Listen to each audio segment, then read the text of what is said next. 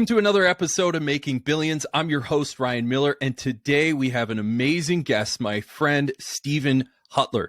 Steven is an attorney at Sadis law firm, and he practices on helping people to structure their funds and their business practices, both domestically in the United States as well as international. So he's one of those people we would refer to as an expert. Welcome to the show, Steven. I'm thrilled to be here. Thanks for having me. Yeah, so it's great to have you here. Have a brilliant mind like yourself. We're certainly privileged to hear deep lessons that you have for us today. So Steven, I'd just like to maybe open our discussion with maybe just a brief history about you. So my understanding is you started your career back in 1990. You were 5 years old, obviously. Yeah, exactly. So 1990, you got our career. Phone, right? Yeah, Right. yeah. So you got your career started in 1990, and walk us through where that started, and I'm sure we're curious, and we'll learn more about how you became an international investment expert on structuring deals. But walk us through that 1990. Bring us into that moment, and walk us through the evolution of your career in the early days. It's such a. If you believe in serendipity, or if you believe in fate, or if you believe in something else, certainly a lot of that happening at different points in that journey. I came out, I had studied for a calling. I'm a trained theologian, a clergyman, and I thought I'd be a guy, be a part-time professor teaching people, spending part-time helping people, out of a synagogue setting. Yes. And I went to law school because I always wanted to do that. Yeah. And I figured maybe I'd spend some time in front of the judge in a bow tie, Mm-hmm. and maybe eventually be the judge. Those kind of things appeal to me. I think those are all kind of related areas. Yeah. And I found after 2 years of spending time in a very, very big law firm in New York, I'm a middle-class boy from Southern California, as far away from New York as you can imagine. Yeah. And all of a sudden, I'm in this gigantic New York law firm. And litigation means fighting with people. Yeah. And I don't kind of like to fight with people. I kind of like to get things done and make things happen. That excites me much more. Sure. So for about 2 years of doing that, I decided I wanted to do transactional work. And I fell into a securities law practice. And this is one of those serendipitous, strange things that happens to people, the fables, the myths, the stories that happen to people. I was interviewed for a job when everybody was getting fired, a very tough time in 1992. And someone said to me, "You want to be a securities lawyer, right? You've always wanted that." I'm like, "I've always wanted to be a securities lawyer." Yeah. And of course, postscript, I think I told you, I never took a class in law school in securities law. I took the minimum one corporate law class that I had to take. Yeah. Life is funny. Life is strange. Yeah. And I became a bond lawyer. And I traveled all over the world. And I did about $11 billion in transactions. Wow. Very heady stuff, very exciting stuff. For a middle-class kid from L.A., to all of a sudden see every deal you're working on in the Wall Street Journal the next day, and it's American Airlines, United Airlines, and it's Time Warner, and it's Deere and Company was especially a big client. Yeah. And just constantly in the markets again and again and again, doing deals, traveling South America, Eastern Europe, Western Europe, and all over the United States. So that's how I got started in this. I fell into this. And after doing this for a couple of years, I said to myself, I didn't get into this to be a deal jockey. I kind of got into this because I wanted to help people. Yeah. I wanted to be close. I like the entrepreneurs. Yeah. I like hanging out with the guys that make things happen. Yeah. When I was a lawyer at my big firm, my Sherman and Sterling years, yes, I represented Deere and Company. My client was the chief securities counsel. Yeah. How many layers away from decision makers, and I said, I had enough of this. I want to go try actually retrain myself. Yeah. And all the hunters thought I'd lost my mind. Yeah. But I actually went and I left the investment banking world, representing Merrill Lynch, Morgan Stanley, and all those big corporations, and I went to the buy side. Yes. And actually retrained myself as a fund lawyer. And what that is, it's very common for investment bankers to leave their jobs and become fund managers. Yes. It's very uncommon for lawyers to do that. And I like to think that's very unique. Yeah. About me. And thank you for that. That's kind of, a lot of people know how to make funds. Yeah. A lot of people know how to make the investments that funds invest in. Yes. Not a lot of people know both. Yeah. At least at a very high level. And that's been something I've been very, very fortunate to have experienced. And international. Thank you for that. And wow, I mean, what a cool start to your career. And precisely what you just said is why I consider you one of the experts that I've ever come in contact with. I mean, such a brilliant mind, matched with such a fun personality. I mean, you've been such a delight to work for, also interview and work with, excuse me. And, I feel like we're just getting started. So you mentioned that here you are, you graduated law school, you're thrown right into the bullpen, so to speak. At least that's how I pictured it. And you're doing the securities law and you're working for these monster global corporations.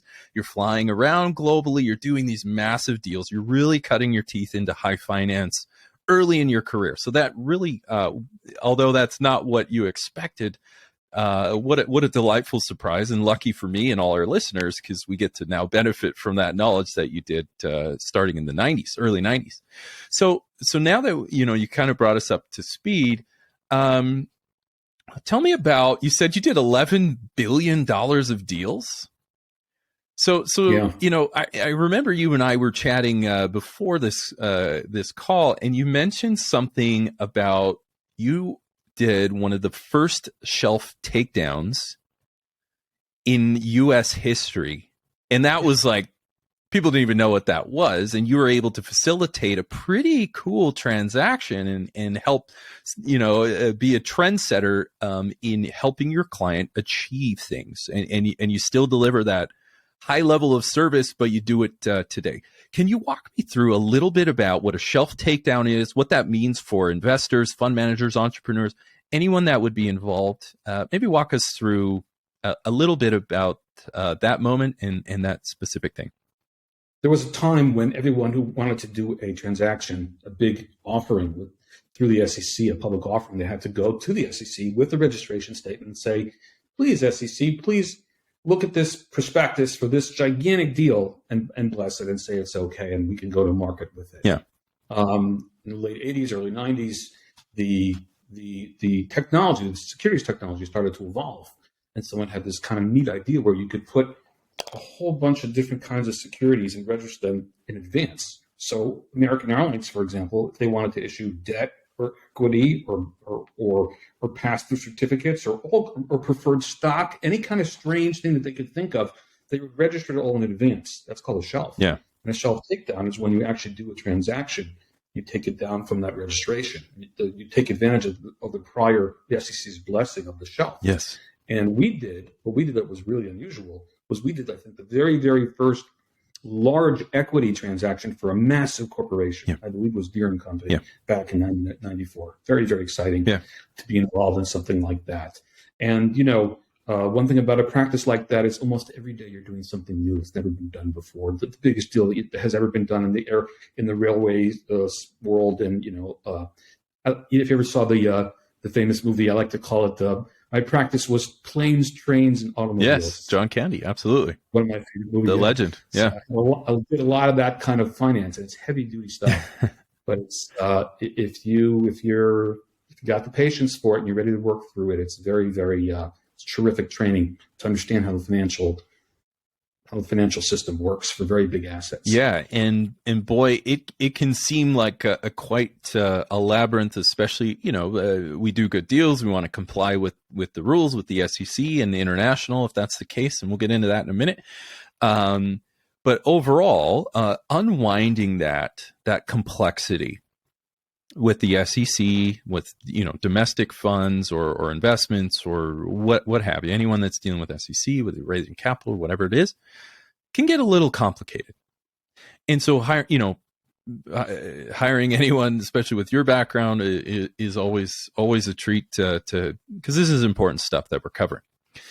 That's great. So I just moving forward, I just want to cover a few things. So you mentioned you started your career in, I call it high finance. You were doing these big sexy deals, north of $10 billion, decabillion in deals, and then you decided to take us. I don't mean a step down, but maybe a step sideways to say, okay, yeah, been there, done that, did the big deal thing.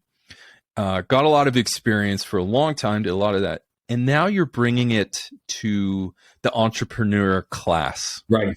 Exactly. So, which is incredible. And like you said, you didn't use this word, but maybe a few people thought you're a little nuts for doing this. Here you are, you're just hot as a pistol. You're doing these big deals. I mean, you're living the dream, whether that's finance or legal.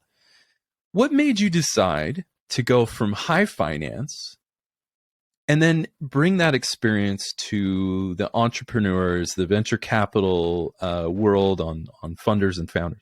What was it that drove you to make that change? I wanted to be closer to those people making the decisions. I wanted to be closer to where the action was, where the deals were actually happening, and being part of that.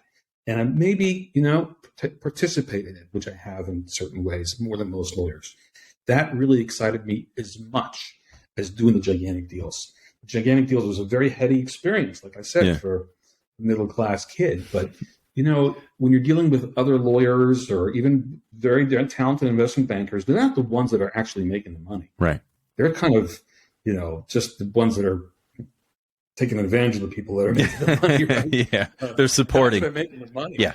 Right. The guys that are the creative minds. Yeah. Both my parents were PhDs, very smart people. Right. They didn't believe that anyone could be creative and be a business person. Yeah. Because they didn't know anybody like that. But as you and I both know, and I had to learn, some of the most creative minds in the world are business people. Yeah. Right. We don't have to talk about people like, the people who started Microsoft or the people who started, Facebook or Tesla. Yeah. So when I realized that the possibility existed for me to work directly one-on-one with those people, making a difference, making decisions, making deals, that's where I wanted to be. Yeah. And I took all this kind of big deal experience and I came up with this proposition that I'm bringing it to you entrepreneurs, to you VC guys, to you PE guys, to you hedge fund guys, to you specialty finance guys, creative guys. Yeah. And I can do something that most people can't, which is I've sat there with the big boys, with the bankers. I'm not going to be intimidated by them. And I understand what you're buying and what you're investing in because I actually wrote those prospectuses. Yeah. But I can represent you and I can be that entrepreneurial lawyer. Yeah. That was my journey. And I love that, right? So you're such a fun guy, but when it's go time, you're tough. I like it. All right. That's the kind of an admirable attribute that when you turn off and you're hanging out with the rest of us, you're a good time. But when it's time to do work. One other piece to that, which I think I mentioned. Yeah, please do. Which is so where my lawyers, I don't need to tell you, are very risk averse. They're kind of scared. Yeah. For me to retrain myself in the middle of my career was kind of something that a lot of them they thought I was kind of crazy. But I did something even crazier at a certain point, which is I took 2 years off from practicing law. Yeah. I got a brokerage license, as we discussed. Yeah. And I went out and raised capital for funds. All right. And this really kind of, I had clients whose minds were exploding by this. You were trained to work on these gigantic deals to do what? You're doing what with your experience? Yes. You're actually raising capital. Yeah. But, if you've got that entrepreneurial bug in you, you can't let it go. It's just part of you. It's part of your makeup. You're drawn. And I just couldn't let go. And I wanted to do that. And I did that for 2.5 years full time. Yeah. And what that means for my clients is that I've sat on their side of the table. Yeah. There's no such thing as legal risk that you cannot say every legal risk needs to be, you can't take any legal risk. Yeah. Because if you're on the businessman side of the table, you are always taking some business risks and legal risks. Yeah. And how to take those risks and thinking about them rationally, practically is what I had to live with as much as my clients do today. That's incredible. So, I want to stick on that because raising capital is a huge part of any kind of deal, investment, anything like that. Maybe kind of bring us into that moment. Here you are, you stepped away from practice for a little bit. And you said, you know what, I really want to understand this industry. I really want to understand raising capital. I mean, which, like you said, this helps me understand exactly what my clients are going through because I've done it. Right. So walk us through, because as you know, and many of our listeners know, I started a similar path from raising capital myself. Walk us through that moment. Here you are raising capital. You're fighting a good fight. it can be fun. It can be frustrating. It's quite the experience in anyone's career. Bring us into that moment. Walk us through raising capital, what you learned, some of the key takeaways that maybe some of our listeners might be able to benefit from your experience at that time. Walk us through. I come to it from a very peculiar, once again, but very specific to my own background, which is that when clergy people and charity people raise capital all the time. I grew up in a house where someone was always on the phone trying to raise money for charity. Yeah. And so I said to myself, well, if they can call people who they don't know and introduce themselves, why can't I do that? But for major corporations or funds or entrepreneurs, especially if I love the story and I love telling the story. And so that's the very strange way that I got motivated to want to do this. I remember the one that motivated me the most was a client that I had that was doing power plants, investing in distressed power plants. Okay. And I had to learn the story. I had to learn the script and get on the phone and tell people the story. Yeah. But it's if you have the right kind of personality, it's kind of fun to do that. Mm-hmm. If you think you can make a difference. We've talked about this before. I've run for office. Yeah. And I found that one of the nicest ways to meet people is actually to have a story to tell people. Yeah. It gives you an excuse when you walk into a room to shake more hands. And so you have a reason, you have a purpose to get in that room, vote for me or invest with me. And that was my orientation. And I do think that being genuine, but also knowing your stuff, the combination of those two is really very important, and people react to it. And that's what's interesting. You could be shy. You could be very, very extroverted. You could be, as long as you're genuine, as long as you're authentic and you know what you're talking about and you listen. That's the other thing. So many people are bad at listening. Yeah.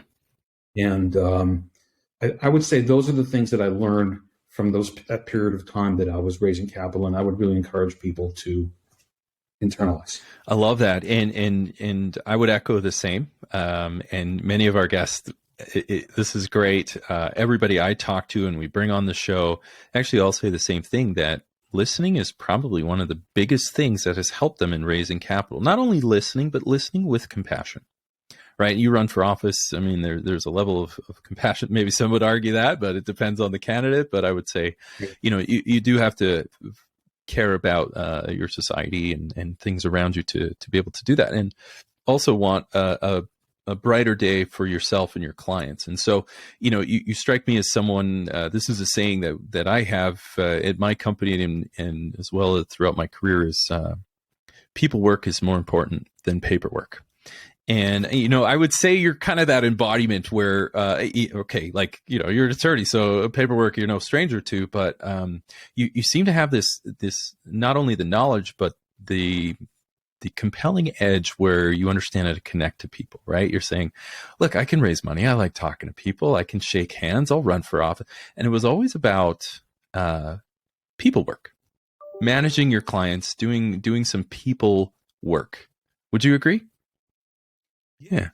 And I would say further, and I've given a lot of thought to this, and this is something I think is useful to share perhaps as well, which is that I used the term, I think before, deal jockey. Yeah. There are folks whose job it is to be investment bankers or lawyers who do the same deals again and again and again, and they're very skilled and they're wonderful. It's kind of like watching the world's greatest surgeon at work. That's right. But they're not always interested in the people that much that they're working with. There's not a personal dimension to what they're doing. And having traveled a lot, having been interested a lot in what goes on around the world, that's one of my fascinations, and that's why I do so much cross-border work. Relationships around the world are more important than they are in New York City or maybe in London or in some of the big financial centers. People trust the people who pay attention to them, who listen to them, and who show concern for that. That's right. I like actually a story. Story time. Yeah, story time. Let's go. Good story. I was once at the printer, which is what a lot of securities lawyers do. They stay up all night and get ready to print something. That was back in the day, and I represented Citibank. Yeah. And the client, the issuer of the bond, was a Mexican paper company, and there was a woman there who I was friendly with. She represented the Mexican company, yes, and I represented Citibank. And I was very close with the general counsel. The general counsel was like one of these guys out of Hollywood depiction of what you'd expect a general counsel to be for a Latin American company. Great. Thick mustache, tall, handsome, thick head of hair. He was just terrific. Yeah. He's just, and he said, Steven, I want to talk to you. And my friend kind of flipped out. She said, he's not your lawyer. I'm your lawyer. Yeah. He says, yeah, but I trust him. And that was an epiphany. Yeah. That was one of those moments that you talk about, those journey moments, Yeah. because I realized I didn't represent him officially, but he felt that I was his lawyer. Yeah. And I think that's something that all of us can learn. You'd be surprised how many friends you can make and loyal people, loyalists to you. Customers, contacts, everybody. Yeah. Across the table, even if they're representing the enemy, the opposite, because of the way you conduct yourself and how much concern you show for them. That's right. I love that story. And, that ties into the values that we certainly hold dear on this show, which is your reputation and your relationships, right? You optimize those. Things just tend to go a little bit smoother, whether you're starting a business, pitching a VC or the opposite, placing an investment. When you have a solid reputation, people know you, they like you, they trust you. Things tend to go a little bit smoother. So being, holding your integrity high within, it tends to eventually catch up in a positive way. And even though it was the person on the other side of the table, there was something about you, something about your reputation that they could bank on, and they did. So moving forward, one of the things that I'm curious about. So here we are, we're talking about Steven's a great guy, all that stuff. So what I really want to know, and I think many of our listeners do as well, is the topic of this show is both domestic and foreign investment structures, right? This is your dance floor. This is where you like to party. So, let's transition into a little bit. I'm sure our listeners want to know. So let's start with maybe some domestic structures that are quite common, they're really quick, fairly simple stuff. Help our listeners understand, like, what do they need to know? What are some of the structures they need to put their investments in when it's just a domestic deal? So I want to take a step back for a second before we get to structure, where structure lawyers and accountants and so forth, where they all start. It's funny. We can call it, we're trying to be creative and we're trying to be interesting. Yeah. Let's call it the fable of the three money pots or something like that. Okay. The story of the three money pots. Okay. There are three kinds of money from the U.S. taxable tax standpoint when you're structuring. Yeah. Number one, people who, and everything goes from where your investors come from. Right. This is really the thing that every investor and every listener on this podcast can really absorb and will make you sound so much more knowledgeable. Number one, if your investor lives in the U.S. and pays taxes as an individual, as a taxpayer, that's one of the pots. That's one of the categories. That's a certain type of investor that needs a certain kind of a structure. Yep. Category two is U.S. investors that are charities, or think about endowments. Think about maybe even in certain cases your 401k or your RIA. Those special monies, Keogh plans, universities, synagogues, churches, there's a lot of money in those organizations, those nonprofits. Just look at Yale University or Harvard University, how much money they've socked away. Yeah. And those, they have very special tax needs, and they have to be treated separately. Mm-hmm. And then finally, there's people from offshore that have a totally different set of concerns. And, in the simplest way to think about this is if you are starting a fund and you're focused on those U.S. taxpayers, it's pretty straightforward. What you want to do is create some kind of an investment vehicle, some kind of entity. We can call it a fund. We don't have to. It's just a place. It's a receptacle to accept money. Yeah. And that entity, I like to do them as limited partnerships. West Coast lawyers like to do them as LLCs. That's one of those fun historical things that you can look up. Lawyers on the East Coast like limited partnerships. But either way, they are pass-through entities. Yeah. You don't want to create a corporation in the U.S. because it gets taxed. Nobody wants double taxation. Right. So that is the most basic thing to know. That if you're starting a hedge fund, private equity fund, VC fund, specialty finance fund, or any other kind of or a startup vehicle, would it? Startup is an interesting topic too. And we'll leave the fund world for a second, Sure. and that's really a good point. We talked about this a little bit in advance as well. Yeah. You have some of the same. You have actually. We have to go a little bit back to some of our other categories of guys. If the startups if they take in money from the offshore people or from the charity people, that they can create a big problem. We can come back to that in a second. Yeah, no problem. But I just wanted to make sure that I answered your question about the most basic structure. Does that make sense? It's what the Europeans like to call a transparent vehicle. Yes. We call it a pass-through vehicle. Right. It means that there's no tax on that partnership. So what are, maybe you can walk us through, what are some of the classic SEC exemption filings? Let's say you're not planning on going public, but you're raising capital, you're all about that process, that venture capital, private equity, and even founders. What are some of those classic kind of the foundational filings that some of our listeners should know, at least know about? It's so interesting. When people come from Europe and they say, can I market my fund? Yeah. Because in European jurisdictions, the biggest problem is marketing the fund. It's the hardest thing to do. Right.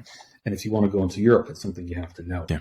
But in America, in the United States, the marketing part of it is relatively the easiest part of it. Right. It's the part where generally, if you want to offer securities to people, you have to register with the SEC. That's the default setting of our securities rules. Sure. Nobody can live with that. It costs gigantic amounts of money to go to the SEC generally. Yeah.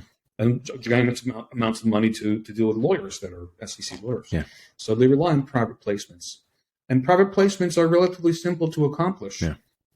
Either you limit the number of people you take as investors and you keep a low profile, or you do what's called a 506C offering, which means you can be quasi-public, but there's still certain limitations on the people that you can take in. Right. So, that's kind of the easy part. And it's terribly hard in Europe. It's relatively easy in the U.S. In the U.S. Another story for you. Okay. Like stories, right? Yeah, let's go. I was visiting England about it was in the UK about 10, 15 years ago. They was just adopting their gigantic, monstrous AIFMD, their new directive for alternative investment managers for funds. Okay.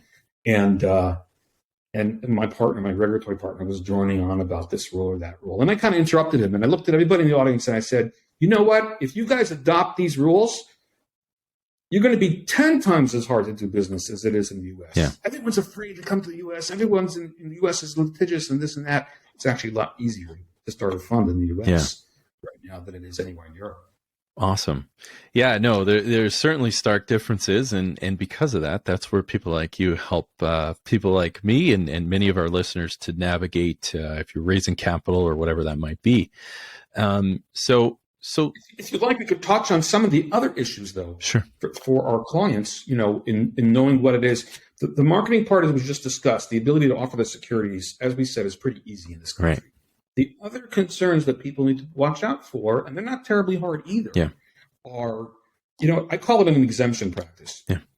The SEC says, you must do this. You must register. Well, not if it's a private placement. The SEC says the investment advisor to the fund must register. Well, not if it kind of keeps a fewer dollars under 150 million.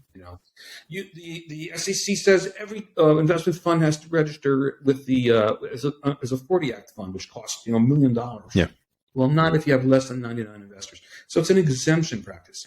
Yes. It's finding the way around the requirements of the SEC in each of these cases. Right. So does that make sense? Yeah, absolutely. So what I'm hearing is, whether it's perhaps some people come to you and think that it's a lot more complicated than it is. And you say, well, given the certain scenarios, you'd be surprised at how quickly you could stand up some type of vehicle for either, an investment vehicle or, something for your startup. But I think the moral of the story here is it's a lot more simpler to do it than maybe a lot of people originally think. Would that be a fair takeaway from that?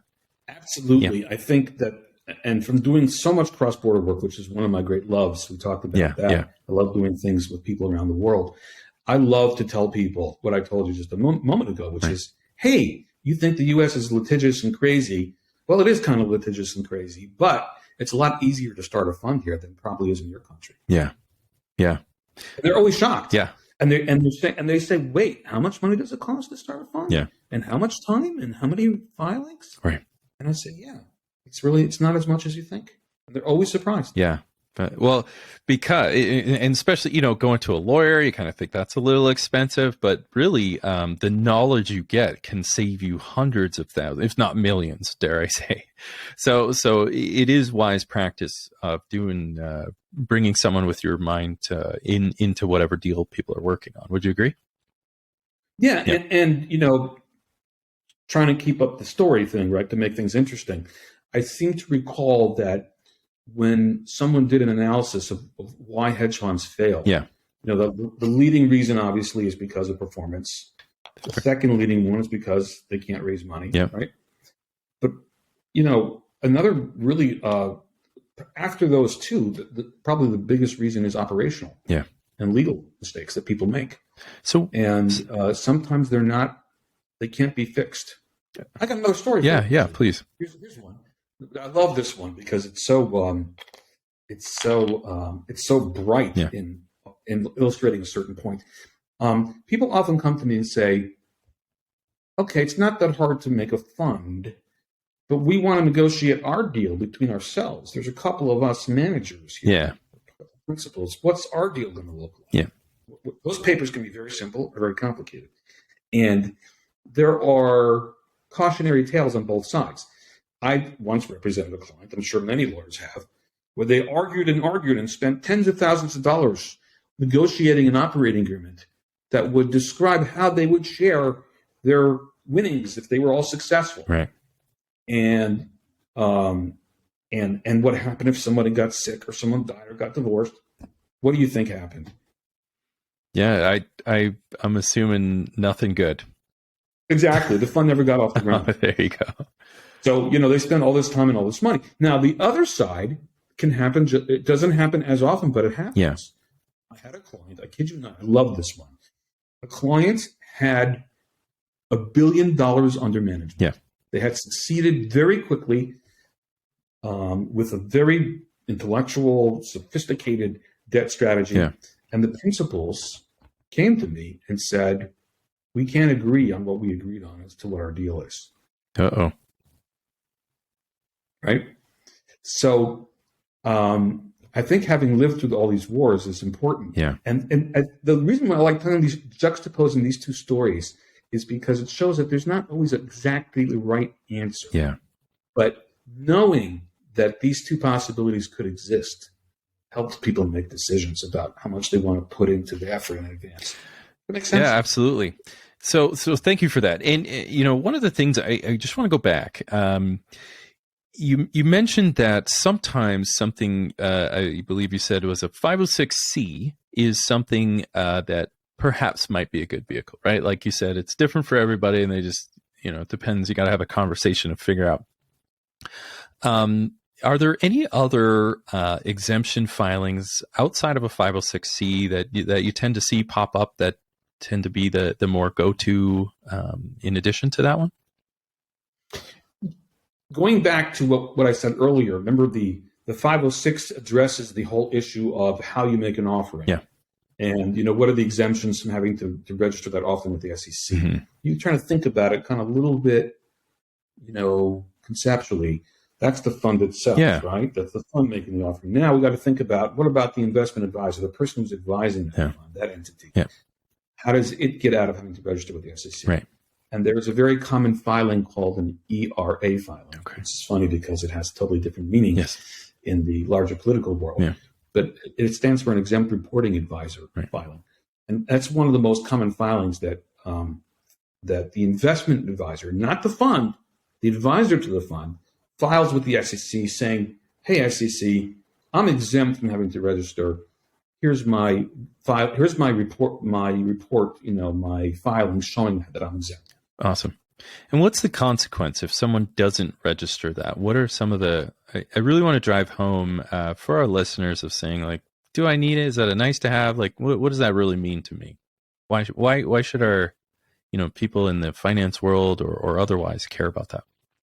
I love that question because again, telling more stories. Regulators in many states are not always the most rational folks. Yeah. And there's this great debate that's been there for the longest time as to if you have a fund and it invests in something that's not a security, like real estate or certain kinds of loans, or maybe water rights. Like, think about all kinds of things other than securities that you could invest in. Yeah. Does that fund, is it really in the securities business? Is the investment advisor really in the securities business? Right. And so we had a client. The guy called me, I'm telling you, in tears, actually worse, crying on the phone. He had created a real estate fund. Yeah. And this real estate fund actually bought real estate. It didn't buy and sell real estate securities. It bought actual real estate. Tangible assets. And the fund didn't do well. And someone called the authorities. And I think it was in Arizona, the authorities said to him, you are in violation of the requirement that you have to register as an investment advisor. And he said, but I didn't advise on securities. I advised on real estate. Right. And they said, that's not the way we look at it. So, that's one example. Another common example is many people in the real estate world. I would say that this world is honored in the breach. Yeah. There's probably hundreds of billions, trillions of dollars of real estate partnerships in the United States and Canada, and many people don't believe that the securities law apply at all to them. Yeah. They don't want to do blue sky filings. They don't care about the Investment Advisors Act. They don't want to deal with the 33 Act. When we talked about the 506 or the Form Ds. And there's a spectrum of how much trouble you could get in if you ignore these rules. Right. But because the SEC and the state regulators ignore them most of the time, doesn't mean you can't get in trouble. That's right. Okay. Yeah. No. So lesson learned. I better call you before I decide to make any ballsy moves. So awesome. I'm not trying to be self-serving here. No. And I will tell the client. I will tell them, look, a lot of people don't adhere to these rules. Yeah. Decide. We talked about that before. Business risk, right? Yep. Legal risk. Is this worth it to you? Yep. It might be. Yeah. Yeah. No. One of the great things from you is you help to kind of provide that probability machine to say, look, there's 82% chance, this will work out, but that's the risk that you talk about. So incredible. That's great. So it sounds like 506C, as you mentioned, is kind of the popular one. There's also ERA reporting requirements if you are in the high finance game and you like to invest or do private placements. So moving forward. Well, remember the ERA filing is for the advisors. For the advisors, not the fund. Yeah, thank you for that. Yeah. So moving forward, I think this is where I think you shine, is helping people navigate the international waters for attracting investments. So help us. There are so many. And I'll leave your bio in the description below, just so people can kind of see the areas that you understand. But maybe walk us through, what are some of the more important international structures that you like to help people get into? Like, walk us through, help us understand some applicable things that, actionable items. Walk us through, who's who in the zoo, what are the countries that we like to register in? How does that work? Maybe a verbal flow chart, if you will. How does all that come together when maybe a client wants to raise international or maybe wants to expand internationally? Walk us through that process of structuring that. So let's go back to the tale of the three pots of money. Sure. And remember, the simple pot is the one where people are just offering investments to U.S. investors. They pay tax, who live in the U.S., the advisors in the U.S., the investments are in the U.S. Simple, right? We just do some kind of partnership, as we talked about earlier. Right.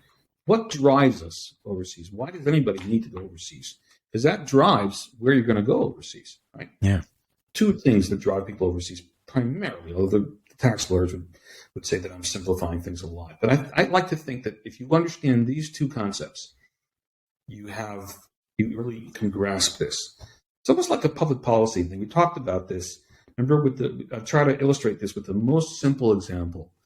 If Ryan has a pizza store on Central Avenue in Calgary, or no, in New York City, because we're in the U.S. Yeah. And Ryan pays 50% taxes roughly, right? Lucky me. And then New York University shows up and says, I want to go in the pizza business. And they open a pizza store right next to Ryan. Yeah. And then all of a sudden, Ryan's paying 50% taxes and NYU's paying zilch. Yeah. Well, who's going to win that battle? Yeah. I mean, game theory tells us he who has the lowest fixed cost wins in a price war. That's it. Yeah. So the tax geniuses who designed like a lot of the charitable rules realized that there were certain unrelated activities. The key word, unrelated. Yeah. If the charity is involved in something that's unrelated to its charitable purpose, that's business related, it does pay tax, and there's a name for that tax. In the world of the fund lawyers and the structuring people, international structuring people, they refer to it as UBIT, unrelated business taxable income. Okay. Or they switch to UBTI. You can say UBTI if you want. Yeah. That UBIT, and tell me if I'm getting too complicated. No, go for it. But that UBIT is the reason. It's bizarre for public policy purposes. But the only way you can block UBIT is by sending it offshore through a corporation somewhere else. And if that corporation if that entity you're investing through is a corporation in that other jurisdiction, then no tax. UBTI is blocked. Amazing.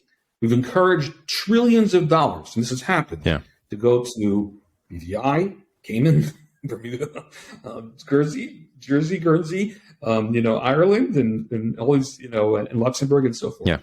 Because of this very peculiar, and we've created untold numbers of lawyers and accountants and business people in all these jurisdictions just because of this rule.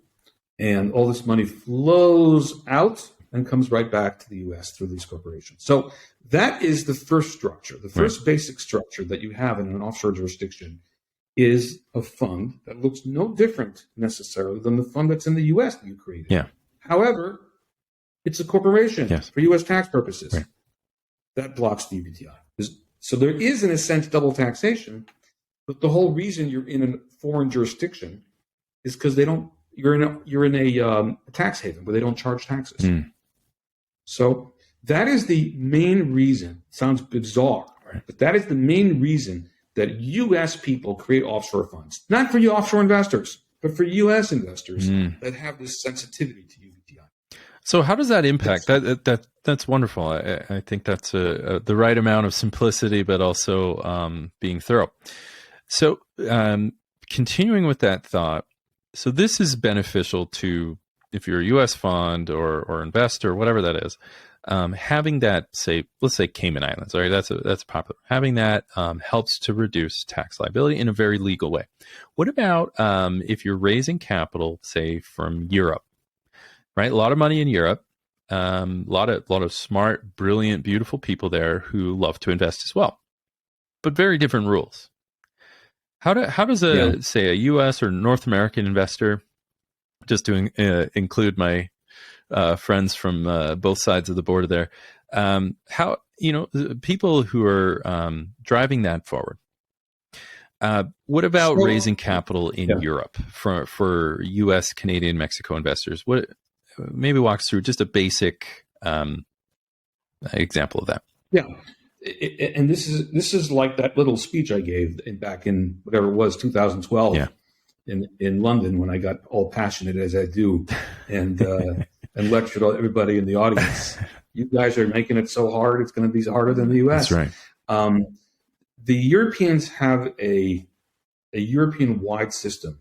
It's called the AIFMD. It's how it's referred to in acronym. It stands for, I believe, the Alternative Investment Manager Directive, AIF, Alternative Investment Fund Manager Directive. And they impose very harsh rules on funds from outside Europe that are offering their securities into Europe and that want to do other things in Europe. And they're so tough, particularly on marketing, that I would tell you, don't even pick up the phone and call somebody in Europe. If you have a fund prospectus, don't send them an email without talking to a lawyer, because you could be breaking the law. Wow.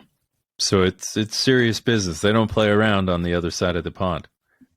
That's right. There are some countries, I would say the northern fringe. Yeah. If you like to think about geography, England, of course, is no longer part of the EU, but the Dutch, the Scandinavian countries who still have a lingering private placement regime similar to our own, where you can make some offers in certain ways. The Swiss have a certain system that you can work with also. But in maybe most of the large European countries, if you just show up with a prospectus, you can get in big trouble. Wow. Okay. So just don't roll the dice is what we're hearing. It's not worth it. Even though you might think you save a little bit, it could cost you, my words, not yours. It could cost you everything. Everything you work for could be over if you don't structure your business right, which is why we're doing a two-part series together. It is precisely for that. If you're an entrepreneur, anyone involved in the investment industry, especially in the private investment industry, you got to structure it right, because it could be the kill shot to your deal. And nobody wants that, right? There's many ways to blow it up, and lack of proper legal structure is one way a deal could blow up. So awesome. Okay. So you know what, Steven, you've been very generous. You rattled off all those different countries, BVI with British Virgin Islands, Cayman. I think you said Isle of Man, Malta, Luxembourg. Some of them, which ones are, what they're used for? Give us kind of a high level rundown. We don't have to go too deep, but what are some of those high level places that people like to kind of structure their funds at? I'm a history buff, a geography buff. Yeah. I'm always a frustrated professor, a frustrated clergyman. So I love to look at, like to think about the different parts of the world, look at maps and things. And it's funny, the way I look at it, I think it's not just geographical, but it's also, the geography drives the business. Yeah. And what I mean by that is that, I think the State Department and people like that use a term called the near abroad. Yeah. The near abroad. And I think that the U.S. and the Europeans and even the East Asians have their own near abroad. What's closest to us? The Caribbean. Caribbean's full of Canadians, right? Yeah. The near abroad to the U.S. is Bermuda, British Virgin Islands, and most importantly, Cayman. There's a gigantic percentage of the world's funds that go through Cayman. And Cayman is a very good place, and it's a relatively cheap place when you compare it to many other jurisdictions to do business. Great place. Very, very high opinion of the Cayman lawyers and the Cayman courts system and so forth. So we're big fans of Cayman. And Cayman makes sense when you're approaching people, particularly in the U.S., because everyone in the U.S. is used to it. They can get on a plane and get there really easy. Right. What's the near abroad for the U.K.? Jersey, Guernsey. Does anybody know? I mean, we were talking about this last night. Yeah. That in World War II, Hitler conquered, I think, was it Jersey or Guernsey or both? I forget. But there are a couple novels that came out recently about it. Very fun, interesting reads. Yeah. That's the one English-speaking place, in Europe that the Germans ruled for a couple of years. Yeah. Those are offshore jurisdictions that are very important to the UK. The gateways to Europe, the ones that are simultaneously offshore from the U.S. perspective and also considered onshore from the European perspective, are Ireland and Luxembourg. Okay. And Malta. Yep. And so those are very important places for tax reasons. We won't get into all the details, but the Europeans like those jurisdictions for various reasons. They're very, very expensive places to do business for our entrepreneurial listeners. Right. But if you've got some good leads in that jurisdiction, Might be worth it. Yeah. Exactly. I love it. Okay, so the near abroad rule, basically saying pick the one that's nearest to you, but is also abroad. And although that's not a hard rule, there are certain criteria. So for us, BVI, Bermuda, Cayman for North American investors, Jersey and Guernsey for European, specifically UK, I think you said. And then overall, just general European would be Luxembourg and Ireland, I believe. And the cheaper version of that, yeah. the poor man's version of those jurisdictions is Malta. Yes, of course. I love it. So, as we wrap things up, and you've been very generous, and I just want to thank you for taking this time. We're certainly very fortunate to have a brilliant mind like yours on the show.